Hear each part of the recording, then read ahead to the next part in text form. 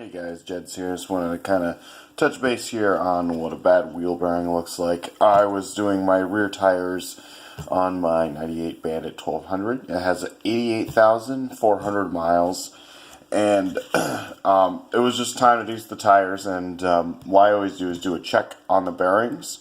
The front bearings were fine, but when I pulled out the rear hub crush assembly, I noticed the bearing was in really rough shape. With some play, and I just want to kind of show you what you can expect. I mean, this is, you can see through it, and there's actual play, and you can hear. I mean, that is just bad. It still rolls, but there's definitely metal and sand debris in the bearing itself. And this is supposed to be a sealed bearing as well, as you can tell. And it shouldn't shake and rattle and roll like that. And this is definitely something you want to catch right away. This is why you should check your bearings every single time you do your tires, because it's amazing how fast these will go.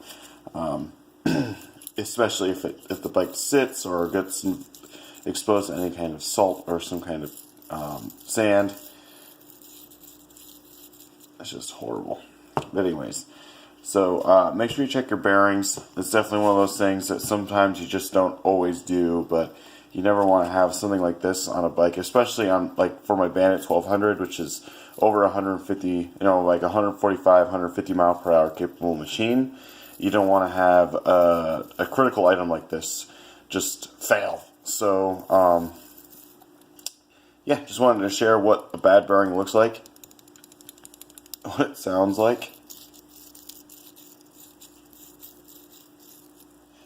and, it's something you don't want to mess around with. So, make sure you always replace them. You can get bearing kits for anywhere from $20 to $25. Depending, I just ordered a new bearing assembly. It's got two. You got the main bearing on the crush hub assembly, which is for the chain drive, and this is what this is off of. And then it also comes with two smaller bearings for the wheel.